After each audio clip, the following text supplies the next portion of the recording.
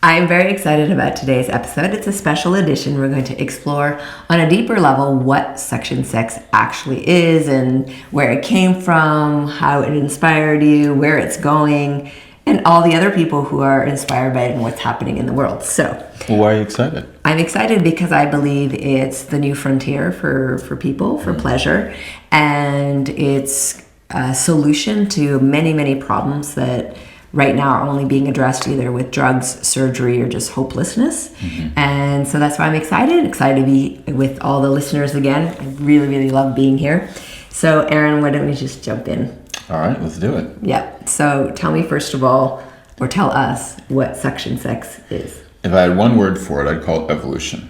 Evolution. It is the evolution of sex. Okay. And what I mean by that, it is a way that people are going to be able to conceptualize sex differently, a way that they're going to be able to have a new logic around creating sensation, and ultimately it's a whole different sensorial alignment on how they ultimately explore it, and it takes on its own form between two people's bodies. What do you mean by sensorial alignment? That's kind of a nerdy statement there. Well, when if you're having to go through a step-by-step process where you need to memorize it, then it's kind of more in your head, but brain, and you're doing like a conceptual memory, exactly. Yeah. Versus or an ideology type thing. Precisely. Versus if you're just tapping in with how something feels, it's like when you're riding a bicycle. Or like touch. At first you ride a bicycle, you're trying to do the handlebars, you're trying to pedal, you're trying to hold your balance, and it's a bunch crash. of different things, exactly. But later on, you just get on the bicycle, and by feel, you're flying down a mountain, and you know how to navigate all the different obstacles Such an awesome that are there. Feeling. It really is. But to illustrate, though, further what I mean by the evolution of sex, I would like to draw on two different stories. Okay. Both stories are two dicks. Now, by dicks, I mean a guy by the name of Dick Cavell, as well as Dick Fosbury. You liked saying that, didn't you? I did, really. What better stories could you have than two guys named So Dick? what did these guys do? Are they porn stars? What's going on? No, quite the opposite.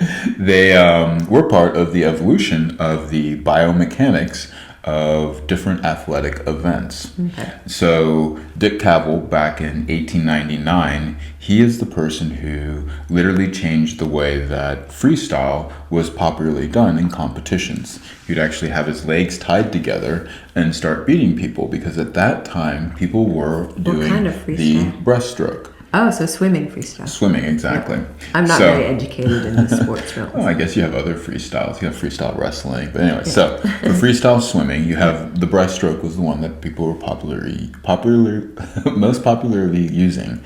And then as this was then, I guess, brought over actually from some indigenous tribes in South America to Australia. But then he started to popularize it, and it continued to evolve from there. And then it was like in 1912. It wasn't by him. It was another gentleman who actually won the gold in Stockholm. Using that stuff. Precisely. Okay. Now, the other Dick is the name of Dick Fosbury, and he changed the way that high jumping was done. So before Fosbury, you had the first form of high jumping, which was actually the scissor jump. So like if people were watching this, they can see sort of like in a seated position, you throw one leg up and then the other. Okay. And then after that, there is the straddle technique. And this was more of like if you imagine throwing one leg over and then stomach down, rolling over the bar. Okay. Okay? It's kind of like how you'd get on a horse, I guess, if you then fall off and go on the other side. Okay, trying to imagine that right now. Yeah. My brain's like, But nowadays, when people watch high jumping, as opposed to rolling over stomach down over the bar, they jump backwards and the back goes and then the legs last kick over. Okay. And that's called the Fosbury flop.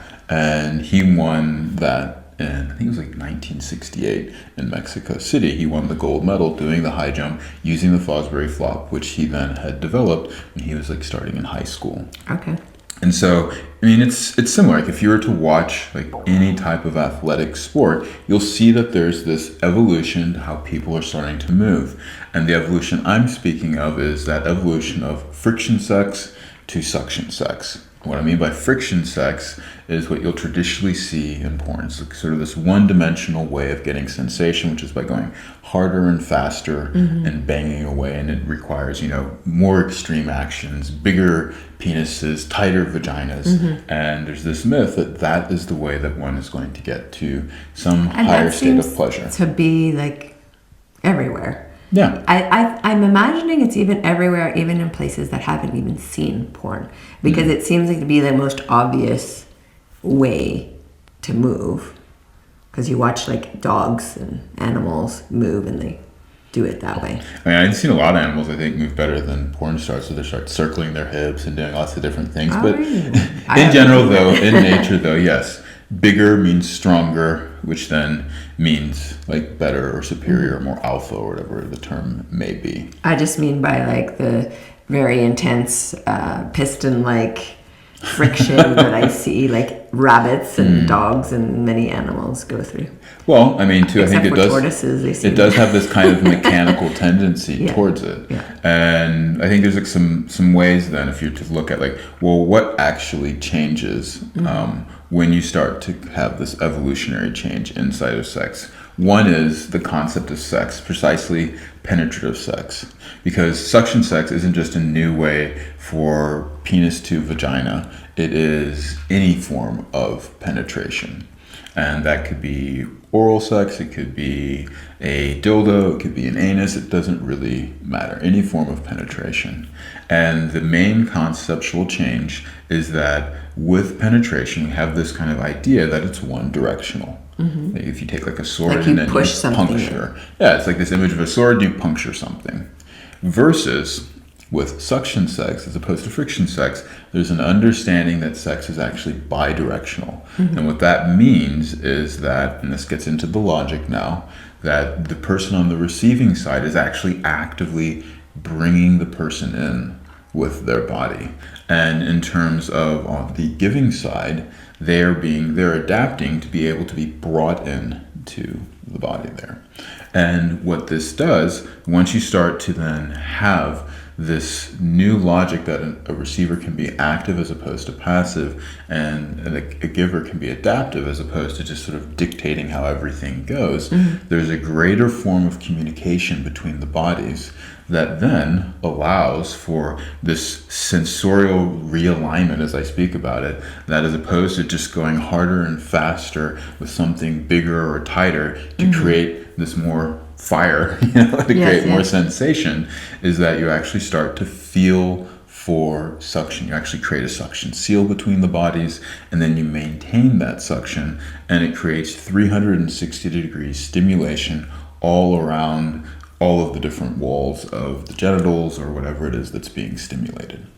Can you explain the suction bit? Yeah, well, let's go ahead and do a little, we'll do a little practice for that then. All right. It's going to involve your mouth and your finger. How do you feel about that? I think I can go along. You think you can go along with that for a little bit? As long as the viewers join me. Okay. So we get to all do it together. All right, so I'll be there. If you need to pause the video to go wash your fingers, or My hands are clean. okay, that's good. But maybe the viewers need to go ahead and wash their fingers. We're going to go ahead and use any finger of your choice, and you're going to first, with your mouth, just go ahead and allow it to become lax.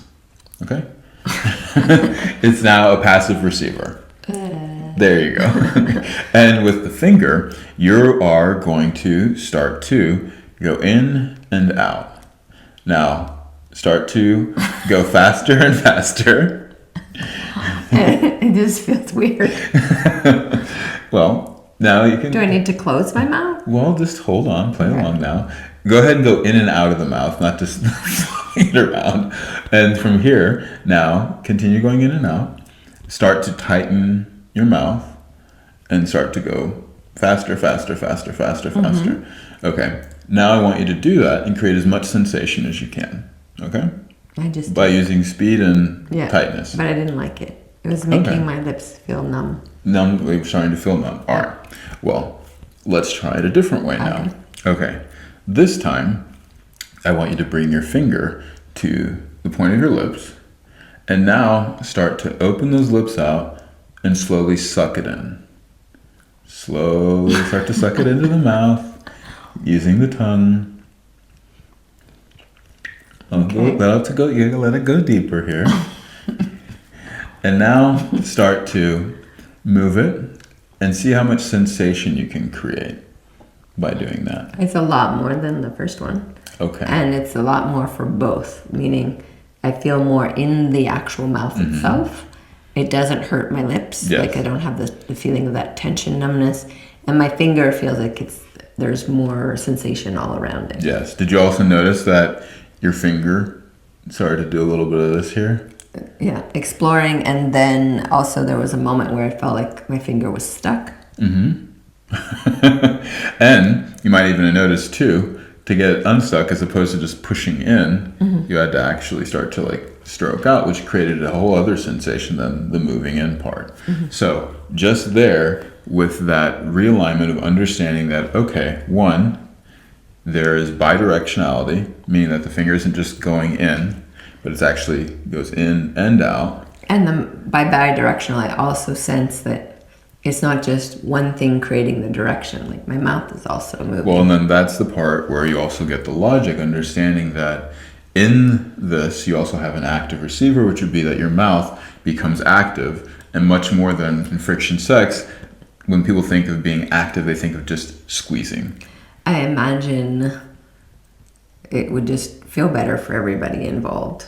Completely. Well, then the other part is that finger, as opposed to just not having much feedback from the mouth other than just the tightening and then just going faster, it starts to move. It was starts actually more to play. pleasant when it wasn't moving as fast, but it was like exploring.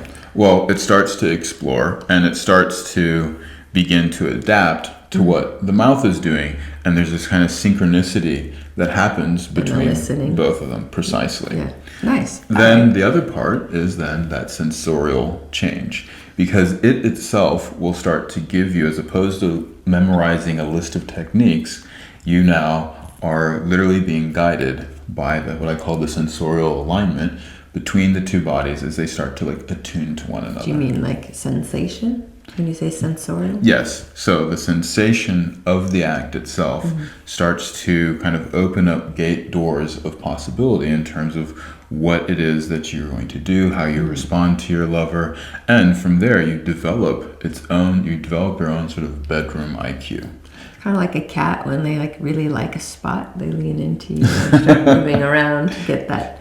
Do you mean like that? Like it's sensational, like you're following what You're feels following nice? the pleasure, basically. Yeah. You learn to trust each other's bodies as they communicate to each other. Attunement means being aware of oneself and also being aware of the other person and having that ability to respond. I think one of the things that you speak a lot about, which is why I love partnering up professionally with you, is that you talk a lot about the erotic intelligence as well as the erotic innocence. And the erotic intelligence is this kind of, well, I mean, you can sort of speak about it if you want, but from what I gather is that you literally start to feel what pleasure feels like. It starts to guide you where you want to go, and as opposed to being prescriptive or having a set of rules that you go by, you take on this innocent sense of meaning that it's something completely new, just like the first time, and you literally start to explore one another and find out what's present there, and it will literally give you the education that you need,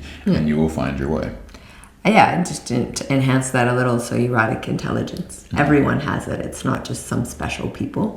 So we all have it, and we tend to not pay attention to it, but it's actually quite intelligent. And when we start listening to our bodies, we activate that more and more, and we learn things, and that's when we end up having these surprise, amazing experiences. Sometimes we're like, wow, where did that come from?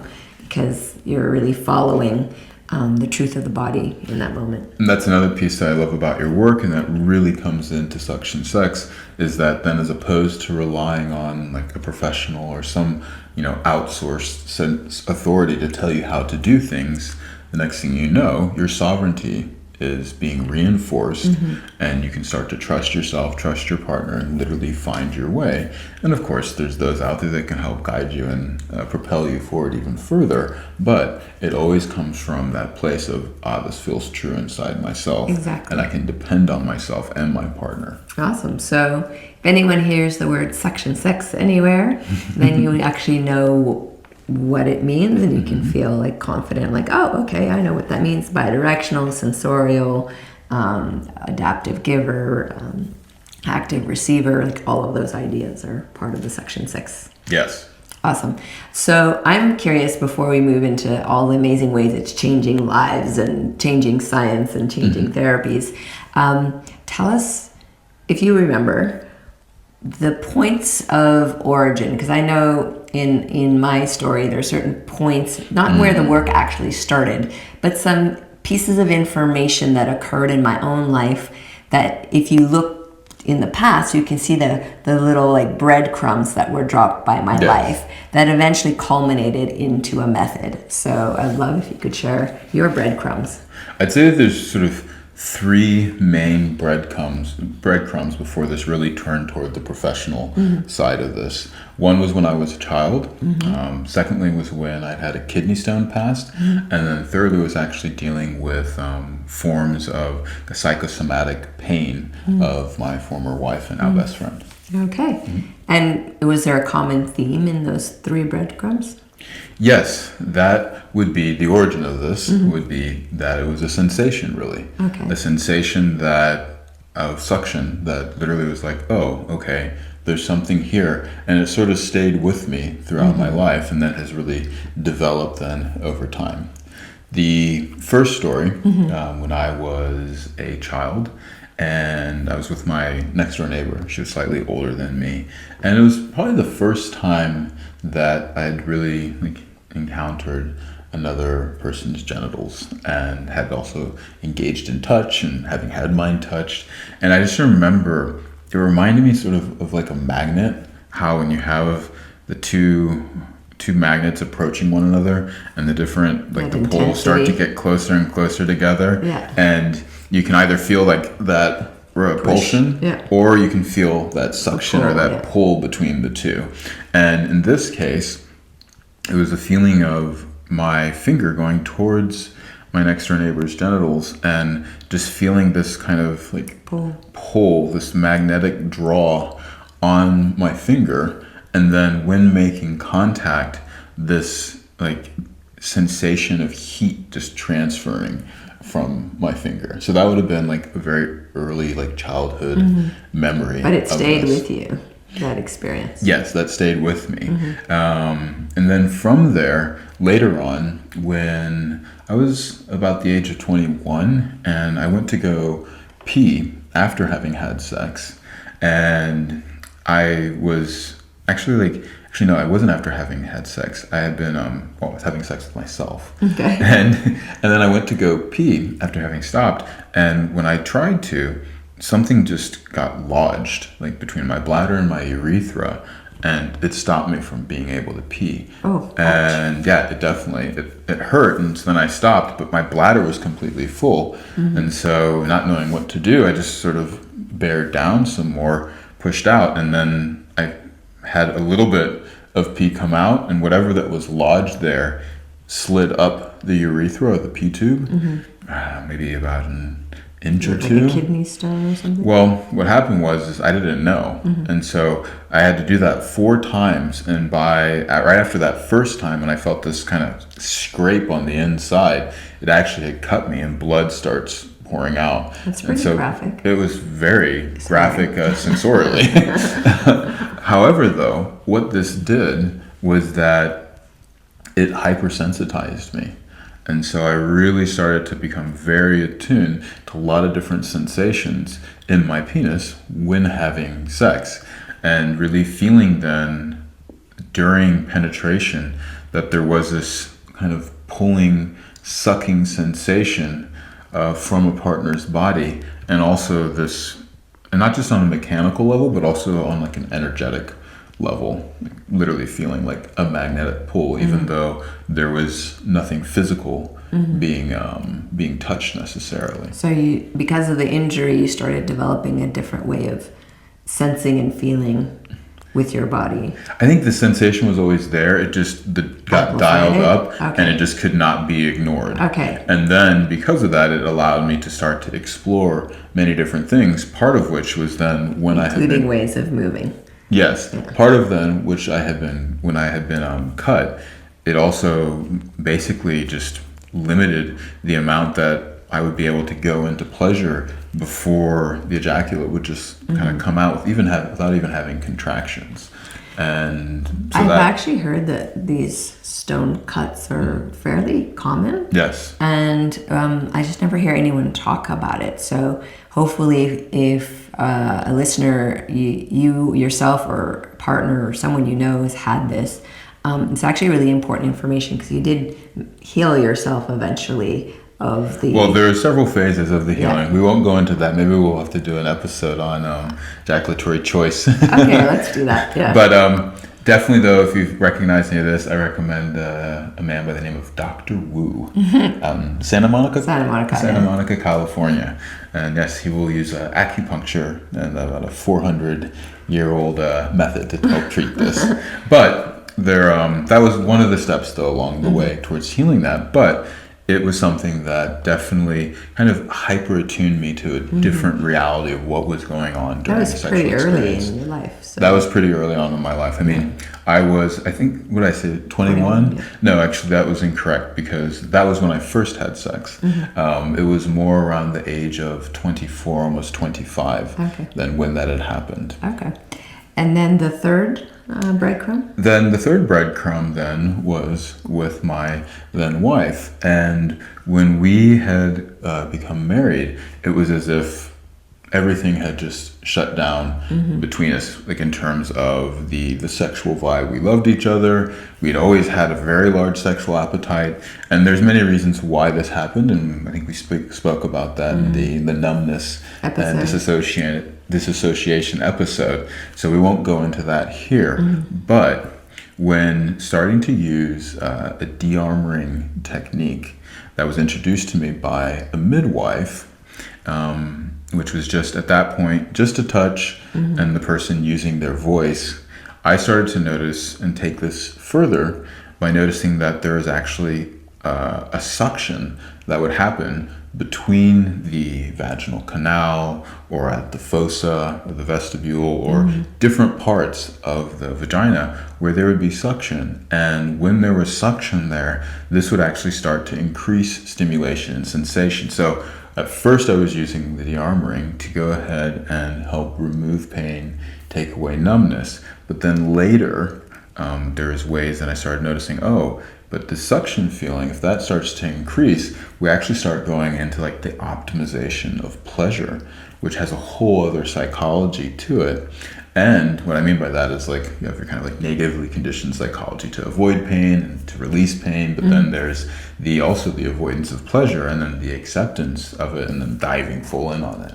So having to help your wife gain feeling and back was when I first encountered the suction. But then once that pain and numbness had been released and we were really looking at, how do we maximize pleasure between the bodies? Finger touch to what was happening with the genitals together. So then what happened was noticing, with the suction and maintaining it and ability to start to increase it, pleasure is going to start to grow.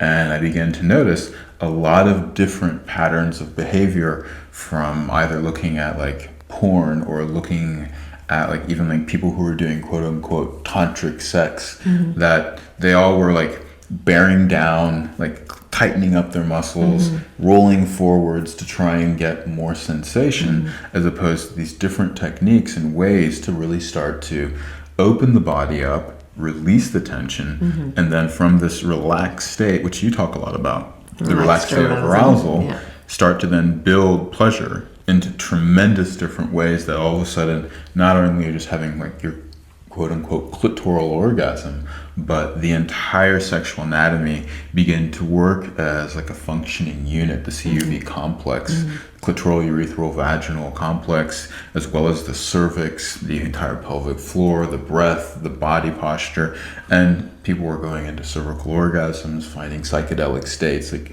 it's really been quite amazing to see them. And you've also helped, with anal and gay men, and like so it's been applied to all kinds of people, all types of couples, and all different ways the bodies come together. Well, then later it started to get developed into oral sex techniques, because then again you're also not using friction. It was for gay couples, so you've actually have coached, together and realizing that this has nothing to do just with like heterosexual sex. No, it's It's for literally everyone. any form of penetration. In fact, it would change the way that you even pick your nose. Yeah. Because you'd Or start even- to open your nostrils. It does change how you touch yourself. Yes. And I think it could even change sexual medicine when someone's doing a pelvic exam. Yes. Or even helping with pre-birth preparation. And there's a lot of useful parts to understanding how the genitals can work in an optimized way. Well, and it's not just it could, it has. Like these are different applications that you have when anything is being entered, and like when any part of the body is being entered, it completely changes that perspective. And yes, professionals are using this differently, and that's a big part of what we're wanting to do, is to spread that. So I think suction sex has a really big part of understanding, you know, changing the way the mechanics as well as understanding the energetics that people come to the act of penetration. Well, let's now just look a little bit. So that's amazing that it developed. And I think a lot of innovation does develop out of a necessity. Like something happens and then you need to innovate because you're kind of at a roadblock. Yes. And if you hadn't innovated, you would not have been able to heal, first of all, your genitals, and secondly, to have the kind of sex that you're capable of having, and then certainly all the people you've helped wouldn't have been helped. So Yeah, I pretty much agree with that. yeah. So then, all right. So how would you say, if you take that body of work, you've put many years into this, you know, how have you affected this field of work? I mean, it's a new field. Sexual wellness is just really starting to catch on. Predominantly right now, it's about lubes and vibrators and pills.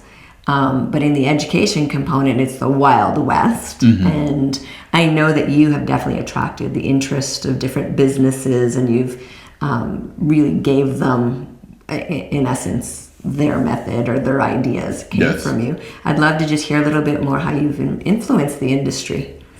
Well, that influence, I mean, I guess these two different companies that I've worked with, well, actually, no, it's more than two different companies, but each of those companies has had over $1 million or a couple $1 million of investors' money, and then they've brought me in as one of their main, or more than likely their head educator. One was an app company by the name of Kama, and then another one was another company by the name of Adamo, and this was a more medical protocol company, where then you and I co-created that the method that they call the method, but it's really the protocol that we gave to Adamo around penetration, and we didn't give it to them, but we allowed them though to use it. And then the other one is the app Kama, which actually is one that you also had introduced me to that owner at the time, and then you contributed a portion as well to that methodology, and I became the head coach. But then the Kama method, though, this is all coming from, you know, our joint work, and suction sex played a huge part. And a lot of it was actually your work and the things that you had called your own, say, the exact same movement, but for the app, they really wanted their own name. So then it became the Kama Push or the Kama this. I named, yes. I came up with a name. Because, have like a funny little branding. It's a cute little branding. But essentially, like what happened. But suction sex, though, was something that was mine. Yes, and both those companies recognize, oh my God, this is innovative. We can do something with this, which is exciting. Well, that's the kind of thing that I've noticed, like with the sexual industry, in terms of like with the business side of stuff. It's really been, I would say, like I have a lot of gratitude and also some growing pains around it. I mean, the gratitude was just the ability to start to like really get used to being in front of a camera. Also, like sort of seeing how a broader audience responds to this, that isn't just from like the trauma world. If you open the app, there's your face, there's your body doing these movements or teaching these things. I think it's really awesome. I mean, I'm very proud of the work that I had done with those two companies. The growing pain part is, you know, when you approach like a company and they're like, oh yes, you know, we're going to help spread your name out there, but then literally like the technology that they get introduced to becomes so powerful that they start to parrot it, and then maybe their friends go like, oh, that's really interesting, and then they start like quoting themselves as if they're the ones who had come up with it. Unfortunately, doing a bad job of it, but yeah. But I think the comma company has now recently started calling it the Section 6 method, so I wanted to clear that up a little bit. Well, I called it the Section 6 method because this is, again, some of the mistakes that end up happening, and maybe we can get into some of the misconceptions I'd like that to are talk out about there. that. Is that Kama made the mistake of saying that it was a technique at 1st. And I was like, no. And this is a common mistake I think that happens with anyone that's a beginner. And they typically will speak just from their own experience. So in terms of Kama, it was considered a technique, and frankly just a technique on the female side. Or the receiver side. Well, the female side, because the person that's running the company is a female, therefore thinking, okay, no, this is just for women. And it's just completely not true. And remember when I first was trying to really explain the concepts of suction sex, especially as a method, saying that no, this is something that's between two bodies. It's almost like a dance, and there's a responsiveness that happens there. And suction is actually formed between the two bodies. So it's not just for the female body. Section 6 is for all bodies. It's for all bodies, both for the person doing the engulfing or pulling the person in, doing the sucking, but also the person then entering as well. Because as you start to learn how to move the body and not just push in, but actually reverse backwards, that in and of itself is also creating suction as well. In fact, you even form a suction seal between those two bodies when you start to spiral the hips. And there's a lot of things that you start to like learn how to develop and take this. I mean, there's probably, at least off the top of my head, 6 different levels that I can think of to suction sex. And people that, you know, have kind of tried to parrot me, they maybe will give you 1 or 2 levels of it because that's what they're introduced to at the time. Yeah, that happened to me too with my work. Well, I just think it's part of the growing the growing pains of the industry. And it's very natural for something that's exciting these days, just the way that with social media and how information is given out.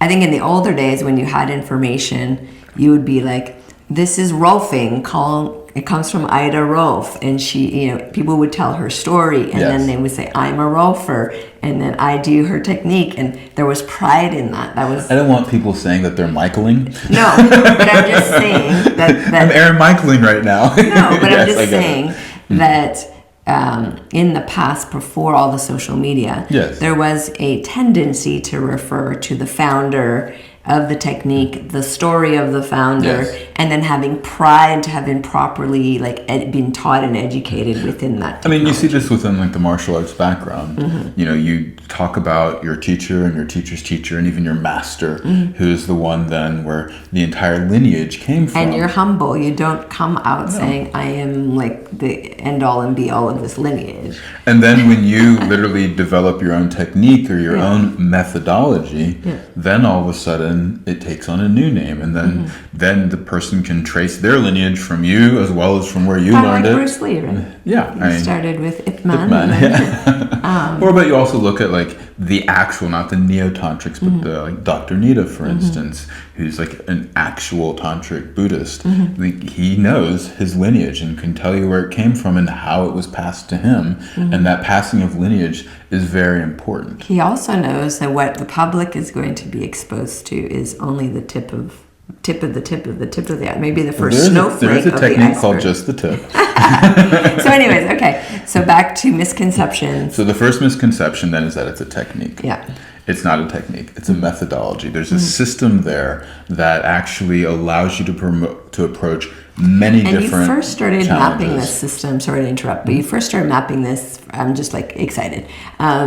When you wrote your book, Optimal Sex Life, which was prior to any of this other work.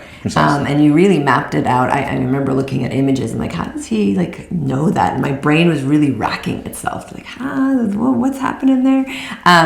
So yeah, there's definitely a methodology, but working with Kama, that app allowed you to, I have to break this down into tiny, tiny bite-sized pieces. Exactly. And learning to put it kind of, into like a minute clip here for video or 90 seconds on Instagram. Which is very difficult to teach something profound. And then also too, from there as well, breaking it down into small pieces in response to and in a language type of way that other people could like really go, I'm not in a tantra circle, I'm not in a trauma circle. So let's talk about blowjobs now. And so all of a sudden I'm applying this methodology to a whole arena of different sexual stimulations. And that was one of the really big gratitudes that I had to Kama, was getting to like work within a team where I had like all the technical support to go ahead and really shine out my genius.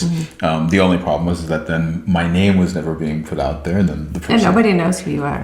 well, They definitely know who the founder of Kama is. but anyone that knows her, though, knows where she ended up getting this from. So things come out, and they come out in time. Yeah. The other misconception that really isn't understood, and this is one that that Adamo made at the beginning, and the founder of Adamo, that sex was slow. I remember suction sex was slow sex. And again, this came from that founder, again, being a woman, and from her side, needing to and wanting lovers, of course, to be able to slow down. Then she naturally thought, oh, well, suction sex is slow sex. And I go, well, yes, there is a slow aspect to it. But as sensation builds, and as like there's a rhythm and a flow to dance, you know, it can be slow, it can speed up, it can slow down again, it can pause and then continue again. And there's all these rhythms that start to be found there. And this is actually really important, and something that I continually was communicating was that no, don't say that it's slow sex, because you're going to lose all the people that then enjoying like going faster and having it more quote unquote, just having a variety of speed and the physicality of it. What I find intriguing about suction sex, because you just said the word rougher, having very intense, where the bodies are like, oh, it's so good and it's intense and it's really like it gets moving, primal. There's still no pain. There's still sensitivity to what's happening with the bodies. There's still deep connections in that sensorial alignment. So it doesn't become rough where everyone goes unconscious and then you can't walk for 2 weeks. I just wanted to clarify that. Well, it's kind of like, I guess you could say there's that sort of expression of a dancer with 2 left feet, meaning that they're continually stepping on each other. That would be friction sex, where there is not attunement between the bodies. And so then you have this kind of banging, which creates this, at best, an overwhelm into like a friction-based orgasm, versus being able to actually relax and feel that build that leads into these deeper states of like psychedelic experiences where literally your body just starts to like dissolve and naturally go into surrender, as opposed to being forced into it. I wanted just to say though, because I don't want people to feel like the kind of sex they're having, if they don't know suction sex, is like bad, because I know I've had many different experiences, different partners, and they didn't know suction sex, and I still remember having really wonderful experiences with them. I mean, taking your vibrator and just going at your clitoris can feel really great. Taking your penis in your hand and really just giving it the nice death grip squeeze and ejaculating within several seconds, there's a pleasure that comes into it. Those that use the scissor technique to do the high jump did set world records, but it's not allowing yourself to explore the full spectrum of possibility that's out there. But that's just what I want to say. Like, I did have extraordinary experiences, and life is extraordinary. And the thing there is a remarkable difference, though, and the difference really feeling like afterward, there's a lot of buzzing and electric charge. Afterward, there's a feeling of fullness, there's a feeling of inspiration, of charge, of connection, of ease. There's a feeling of continued desire. There's a feeling of well-being in the genitals, where it's not painful to sit or walk or uncomfortable. All of those things. So I'm just saying, if someone has really great sex right now doing what they're doing and they don't know this, look forward to more. You can just keep amplifying, because what this does is just open up a whole new landscape of possibility. Is there any other misconceptions? We had one that it's, for the female body. We had one that it's slow sex. What else? Well, there is the misconception that it's, just for penis to vagina, but I think that's been pretty well busted. We've addressed that. Also, too, that another big one is that it's just mechanical, meaning that it's only happening on like a physiological level, and people are like, oh, I'm really into the energetics of sex, and there is a massive energetic fine tuning that happens in the body. So I would say like on the first level of suction sex, you learn kind of just the truth of your own body mechanics, how to That's like activate and learning use how the to pelvic dance, floor. right? Exactly. Then you start to learn how to like better express and feel what it is that you actually want on a second level of suction sex. On a third level, you start to feel and experience it in a completely different way. You start to normally go into these deeper states of pleasure. But then after that, you also then start to have different effects that come out of it, such as the ability to last longer. A lot of times, like pain disappears. Like the fears or the blocks around intimacy start to dissolve. And then eventually you start to go into like these altered states of reality, meaning that like your body like feels like it's like if you've had a psychedelic experience, you start to feel this electric charge and currents build inside yourself as well as in your partner. And that sensing from there, from a sensorial perspective, you literally start to charge up your relationship, whether it's in that moment, but then also like in between the penetrative experiences where you are starting to feel this buzz and like strengthening almost of like the electromagnetic current that's flowing between your two bodies, and this continues to bring you back together, changing the relationship so that you don't fall to the wayside of your typical, you know, we've been together for 7 years and now we've just stepped into all these routines and sex becomes boring the more that we have it. Instead, long-term romance and sexual desire actually become possible. And my studies that I had when I was doing my master's thesis on how the brain interprets love and looking at like different interaction analysis between people, was studying attachment theory as one of the components of that study. And when I was looking at attachment, there are very few papers out of the 1,000 papers that I read that actually spoke around long-term romance. And it was different than the short-term romance, which is a bit more neurotic and like you're up late thinking about the person and kind of taxes your system. Long-term romance actually nourishes your soul, it nourishes the body, and it allows for these long-term relationships that then don't just fall into friendship. And the key components that they found, would you like to hear about it? Yes. The key components, would you guys like to hear about it? They don't have a choice. I guess so, but they're still listening. Now, the key components that would come into this long-term romance was the ability to have playfulness, curiosity, and like shared hobbies between couples. And when I look at that, I'm like, well, if sex is then to go on and really start to deepen and become more pleasureful, then you need to have almost sex becomes your hobby between you and your partner, or partners if you're in a poly relationship.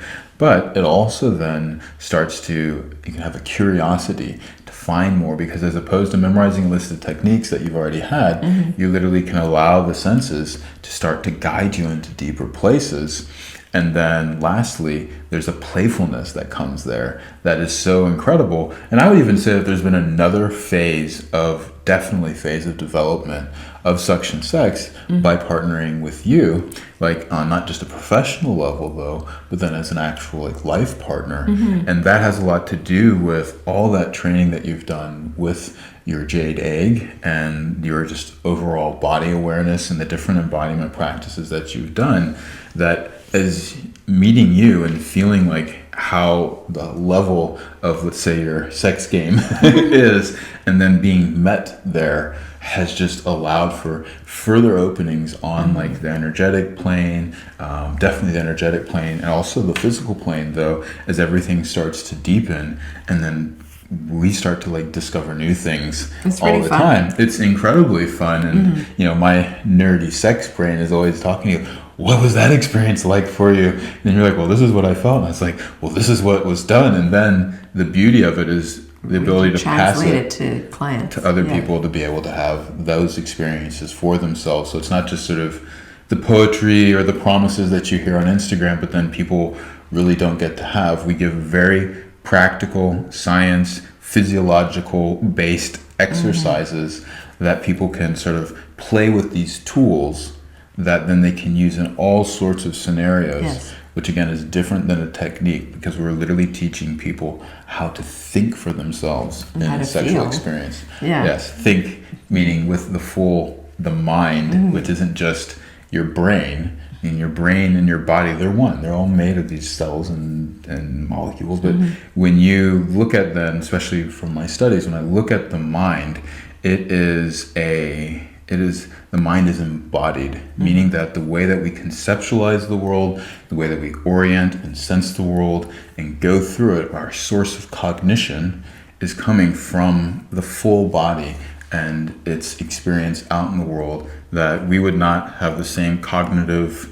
the same way to cognate the world if we were just something that was laying on the ground. We learned to stand up, which changes, our idea that up is good and down is bad, and the way that we can touch out into space and feel temperature changes and literally all of our skin. This is part of that thinking, cognitive processing mechanism as we develop throughout our life. I want to talk about how more some client stuff, because I think it's really important to just look at some of the problems that we've been able to address. Yes. And I want to look at both independent, solo issues, because I know you've helped a community of women who are suffering very, very high stress levels of vulvar pain, to the point where some women in that community actually committed suicide. Yes. Just couldn't handle the pain.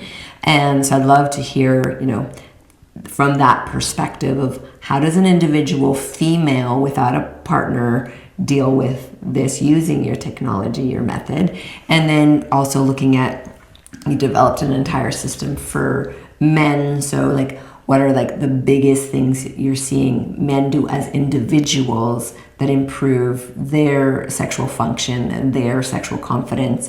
And then thirdly, I'd like to look at the work we've done with couples and just what they're discovering. Especially I love when we work with couples who've been together a long time, their sex life is still good, but it's not what it was. And then suddenly this rediscovery and renaissance of pleasure for them. So. Well, I start off by just kind of giving a general overview of what it is that people gain from sex, and what we've noticed clients have is that they develop a new way to communicate with themselves, with a partner, when it comes to, it's almost as if they're given a whole new language when it comes to a sexual experience. And this is massive, because a lot of times, and you can see so many places where people get into arguments because they don't really understand what the other person's saying. I think a lot of wars have been fought between different cultures because they literally didn't have the ability of language. Well, the number one reason for divorce is not having shared values, shared communication, and shared pleasure, meaning that there's no sex, there isn't really good communication in the couple, and they don't share values, and then there's also finances. Those are the four main reasons why relationships fall apart. And if you think about a person on their own, we'll get now into this story of a woman who had come to me, and she loves telling her story and has given me permission to speak about it. And so shout out to you, Lacey. Hope you're doing very well. But Lacey, though, had, she was a woman that all of a sudden started having vestibulodynia. Can you tell us what that is? So right at the entrance of the vagina, you have the vulva, which is the outside. You actually don't have a word in English for the external genitals and internal genitals. People try and say vulva is the whole thing now, but actually it's the outside. The outside, and vagina then is the canal on the inside. But right in between, it's a part that's actually left off a lot of anatomical charts, is the vestibular fossa, or the fossa of the vestibule. And fossa means ditch in Latin. So if you were to look at here would be the entrance then to the vagina. You have the labia here on the outside.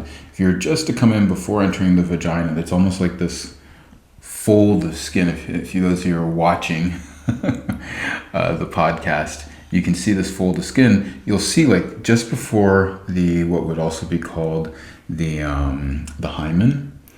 just before that, you have, or what used to be the hymen, there's this fold, and it actually like can go in quite deep. For some people, it's almost a knuckle and a half. Others, it's less than that. But it goes almost 360 degrees around the entrance, up towards and slightly above or around like the urethral meatus.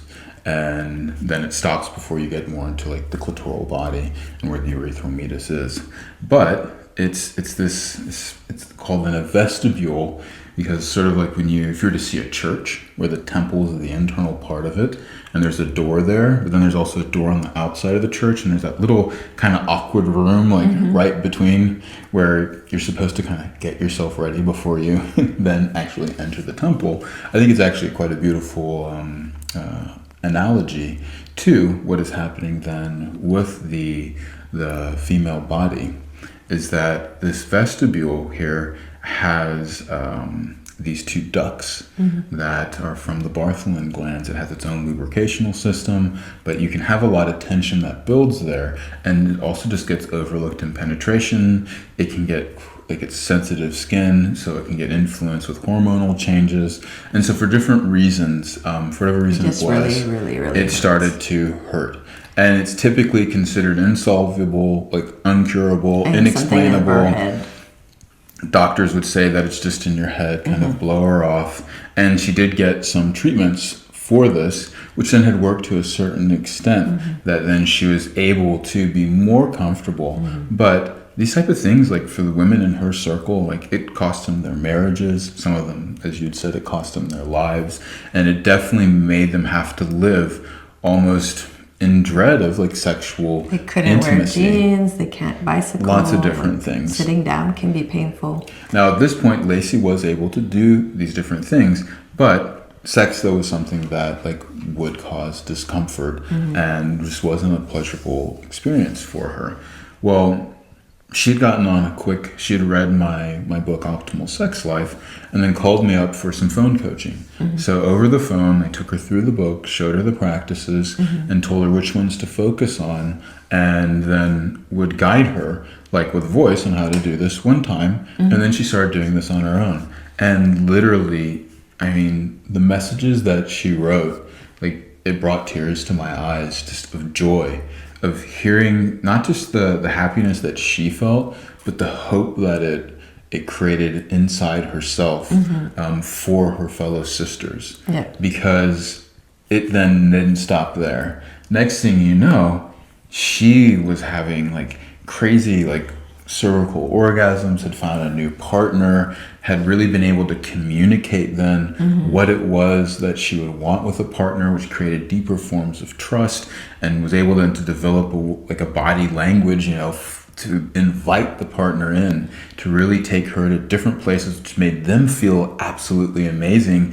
And then these kind of more, high level, only like your tantric goddesses can achieve these things after years of practice. She was having these experiences on the regular and was just feeling like a complete rock star. Mind blowing if you think of this has been written off and there's no help, there's no cure, and suddenly over the phone reading your book, someone not only cures themselves but optimizes themselves. Yes. I think that's incredible. What about the guys? Like, what have you done as an individual? Well, for the men?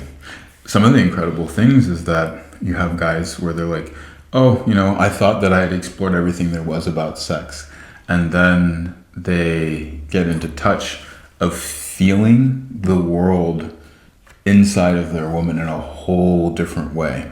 Or inside of their man. Like even it doesn't really matter what your partner body is, but who your partner is. But that ability to start to sense and like fine-tune the senses and actually feel more gives a much richer experience of life. But does it feeling more cause a problem? They start to, well, that's one of the things is that, so there's a program that is a derivative off of suction sex that I call YAFAP. So there's been this movement around NoFap, which is that, you don't make the fap sound, which is don't masturbate, because people conflate masturbation with ejaculation and pornography, which then is like a form of addiction, versus understanding that masturbation can become a meditation that then actually leads you into deeper communion with your own body as well as a partner.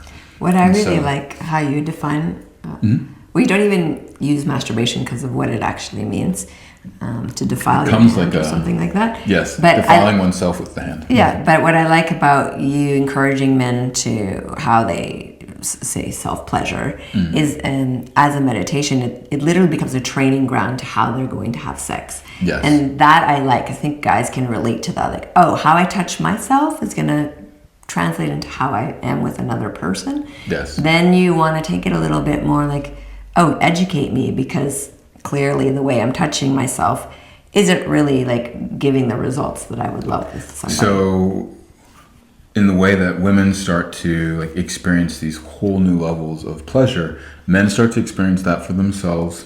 They also start to be able to last longer by feeling more sensation, while then noticing that their partner, who maybe has been introduced or hasn't even been introduced to suction sex, they start going into like these tremendous states of pleasure with them and this deeper sense of intimacy. And so for guys, dealing with delayed ejaculation, dealing with sexual shame, dealing with premature ejaculation, having stronger, more variety in terms of like textures and feels to the orgasms in their own body, finding ways to actually be energized by sex as opposed to just feeling a loss of energy. And some of your clients were saying, they were like, Aaron, I'm going into these weird psychedelic places and I'm just like touching myself for it. So I think that what's beautiful about that, and maybe the science behind what's happening, is the way that people typically touch their bodies. They're going into that sympathetic arousal response and using that to kind of force orgasm or by kind of like an overstimulation.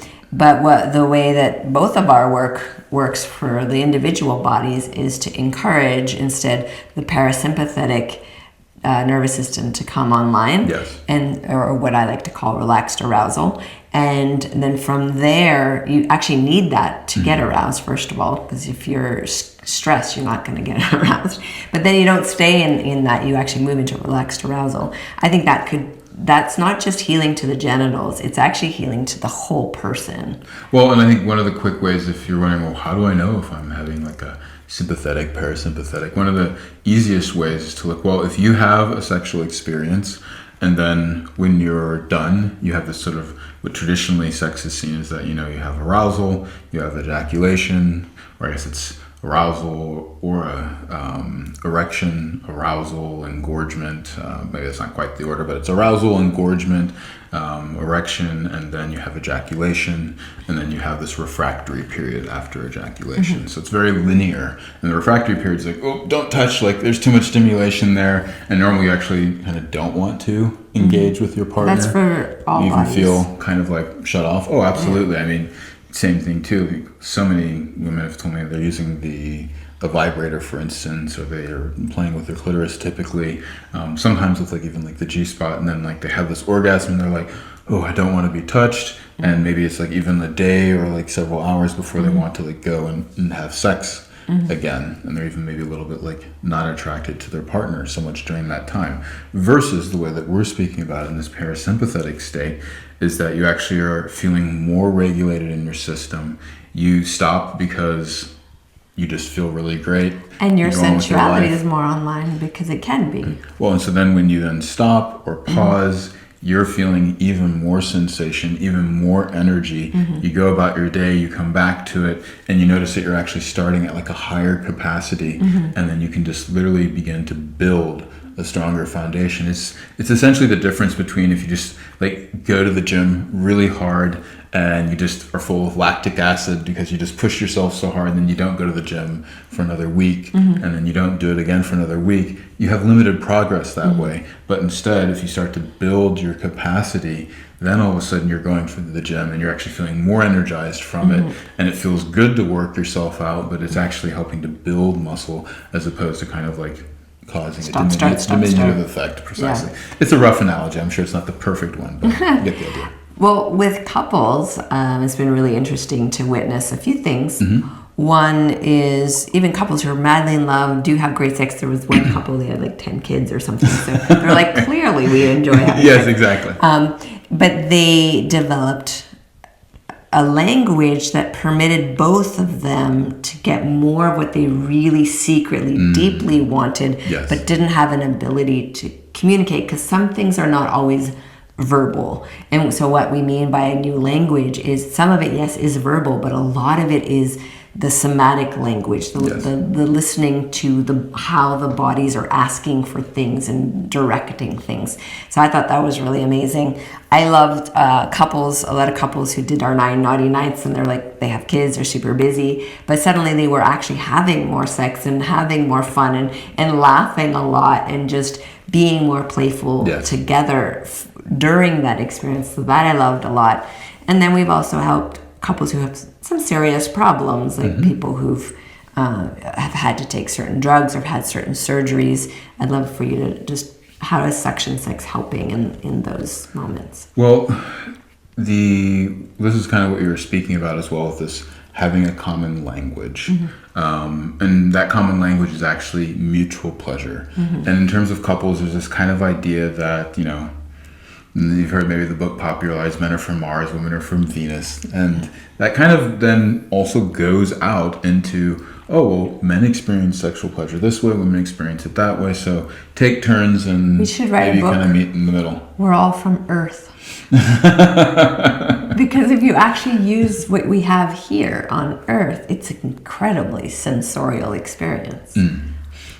Yes, and I think maybe the title would have to reference the Mars and the Venus, just to enjoy the play on that. But I think what you're saying, though, and to bring this down to earth, what I'm talking about is one of the techniques, or actually kind of methods, by dealing with consent, which is typically how you say no and put your boundaries up.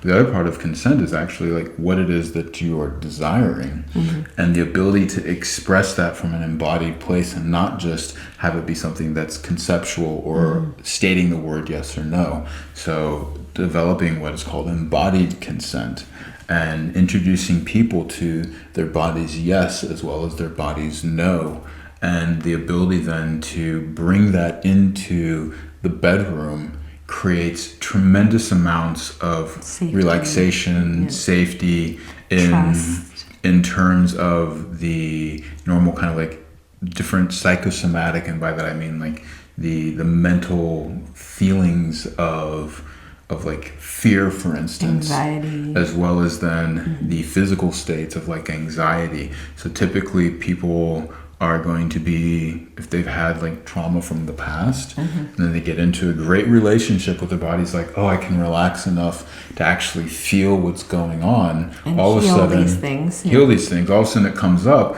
and it blocks their relationship, and they get frustrated, well, why is it with these jerks that I've been dating, I've been able to for 10 years kind of just bully through this and just have a great time, sometimes even getting turned on by the fact that they're the wrong guy, versus when I find the right guy, all of a sudden things seem to go offline, and then not knowing what to do with it. And this is where, I think also too, helping to bring in medical professionals to be able to better understand this and even start to assign these different technologies that we're creating as protocols to help people out. Because what we've seen with couples is that all of a sudden some of these basic sensations of I feel anger, which is normally accompanied with the sensation of pain, or anxiety, which is, I feel I'm have this emotion of fear or whatever. I'm in a state of fear. My nervous system's in a state of fear, but it's registering as this kind of anxiety that's inside the body, or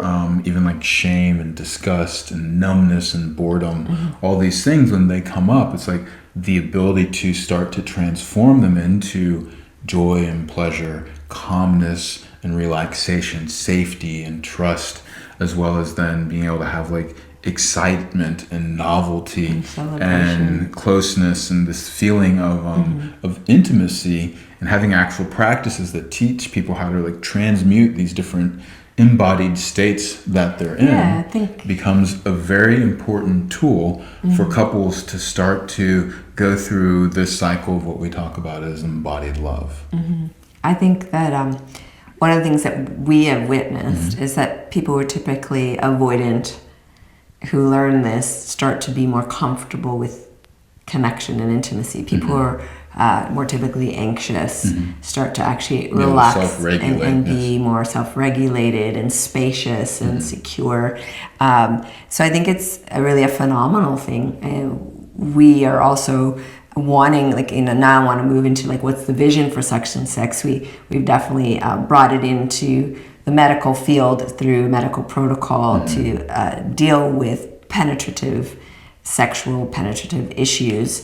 So I'd love to talk about that, but we're also looking at how do we impact an entire culture where there's really high levels of intimate partner violence, gender-based violence. How do we actually change how a culture views and values sacred union and intimacy and giving people the most basic, as you were saying, embodied consent skills and the most basic understandings of suction sex so that they become more sexually fluent, that sexual fluency, and then better human beings because they have the proper tools to understand. So I'd love your thoughts on that aspect of where suction sex is headed.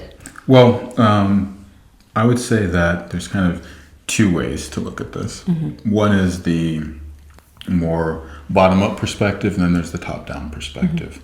So from the top-down perspective, such as you said, really making sure that like healthcare professionals are introduced to the different protocols that we're building so that it can start to trickle out through those organizations to the healthcare providers and given out to clients. But the other part, though, too, the bottom-up effect is, a lot of times I get asked the question, well, do you practice what you preach?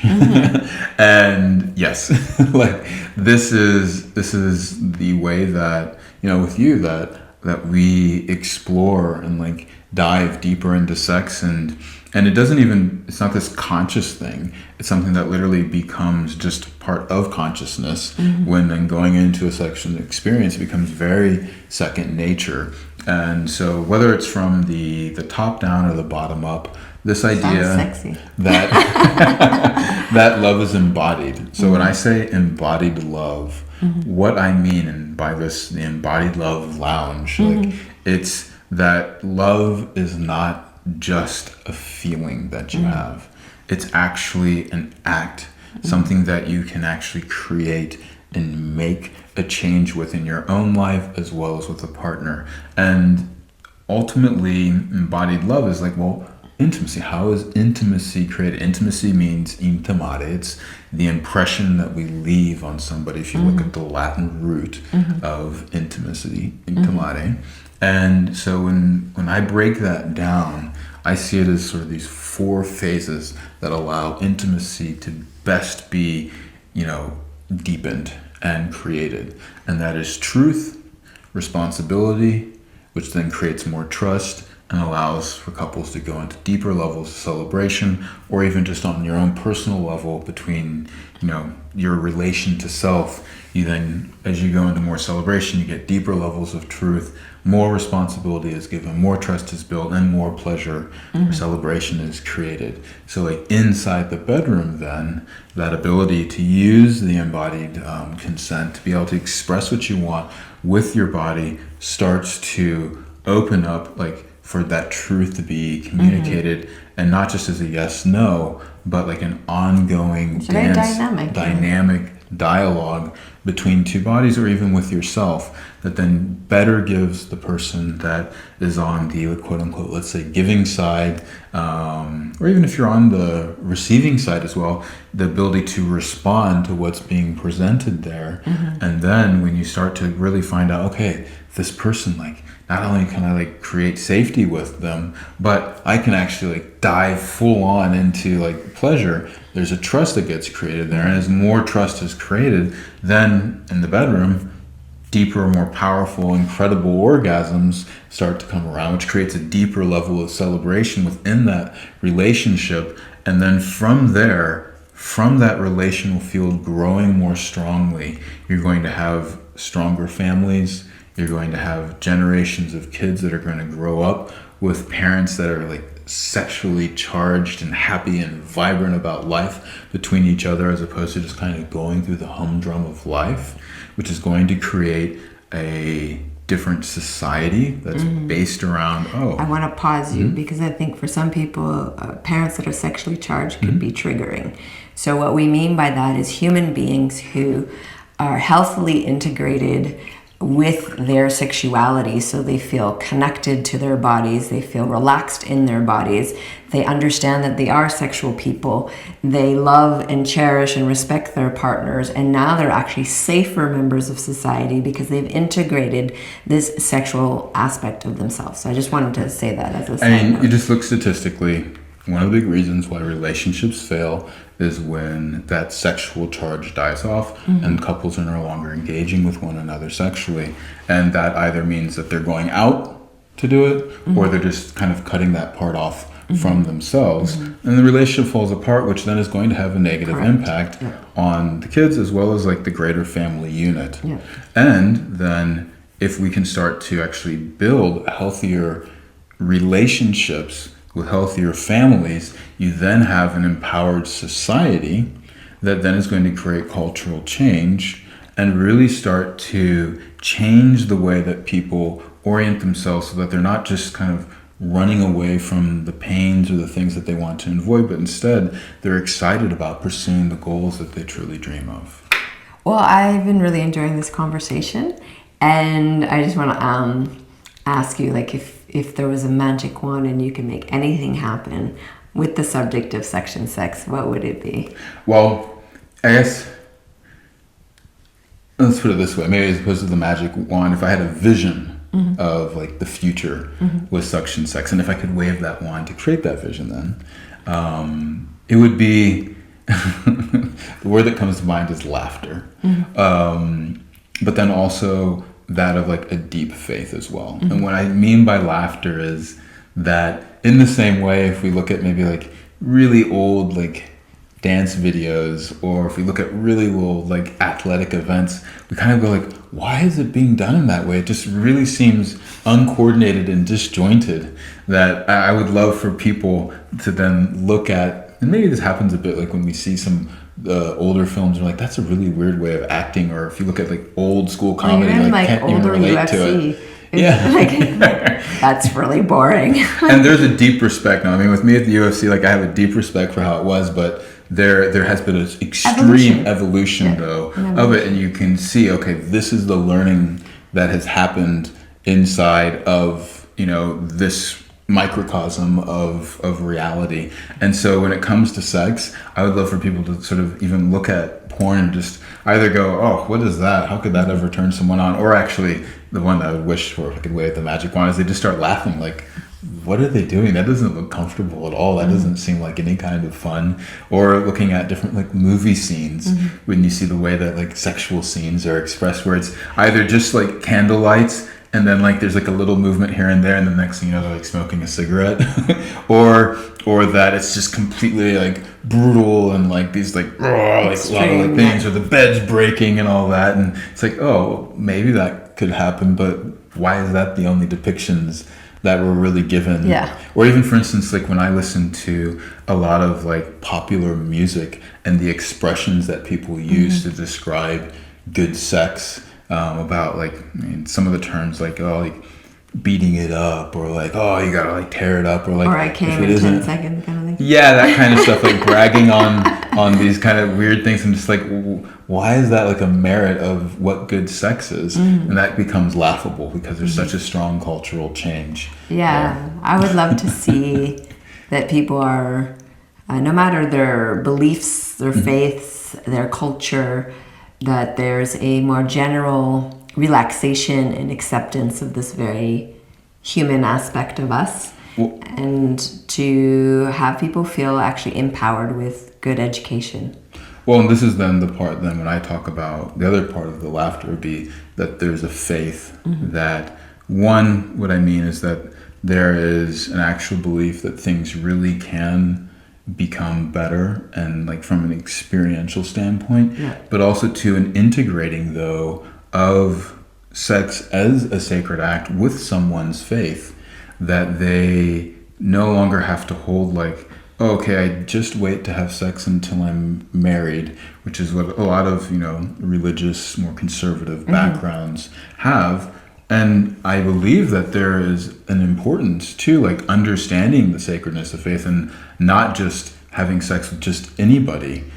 And at the same time though, but there's never anything told on like, well, if, love is the solution, then why aren't we teaching people how to actually make love in a way that they can start to have these healthier formed sacred unions? And ultimately, I would love for that deep level of intimacy and sex to become like one of the highest forms of celebrating life, celebrating God, actually, that it becomes a prayer in and of itself as couples start to like create the dreams and realities that build the families and the communities and ultimately their spiritual alignment, that there is no longer a separation between sex and prayer, intimacy and spirituality. And Well, I think that's the thing that people miss out on is they think, I'm so busy, I'm so tired, I don't have time for sex. Whereas the couples that we know that have done really well in life, like the long-term ones, they had made their sex life a priority even through the phase of having children and crazy careers. So I great think, episode, Doug and Rachel Abrams, go yes, check it out. I think that transforming this strange idea that sex, first of all, happens better when you're young. Secondly, happens usually only really at the start of a relationship, and for people to start realizing this way of connecting charges me up, inspires me, actually opens innovation and creativity for me, keeps me feeling secure and connected, so I'm not having all this emotional distress throughout the day because I don't know what's going on with my relationship. All of these things. So kind of flipping that, I think that's one of the things I would love to literally see. Like in the same way that you have intentionality around what you're doing, that sex can become something of an intentionality in terms of, well, this is charging me up and giving me energy. Then when we create love between each other, it's okay, well, what do we do with that? Well, it inspires you to like go into your work with like vibrancy and creativity and to discover all sorts of new things and to then bring out your gifts to the world. It also inspires you within like that interpersonal unit and the interpersonal unit with other people around the relational field that, are like friends and family.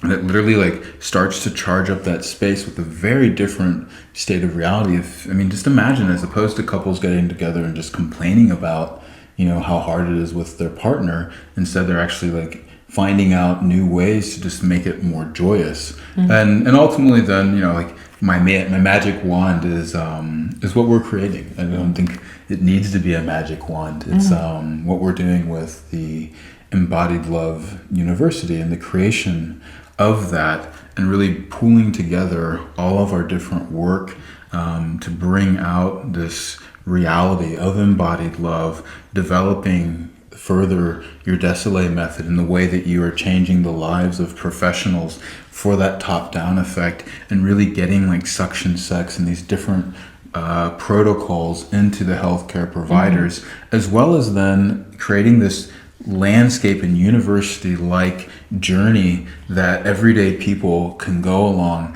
to literally discover themselves, develop sexual confidence, go beyond just having sexual literacy, which is that, about reproduction and STDs, but instead how to really start to go into fluency, which is the ability to express one's desires, the ability to be aware of another person's, to listen as well as respond, and then ultimately developing this kind of even deeper level of fluency, where a person can start to actually like become to develop a more robust nervous system, and not having to be afraid of things, but like courageously exploring with one's partner and really embarking on this journey of like on a personal level, but also an interrelational level with other people, to truly discover, these kind of frontiers of what the human potential really is. I think that's a good place to end.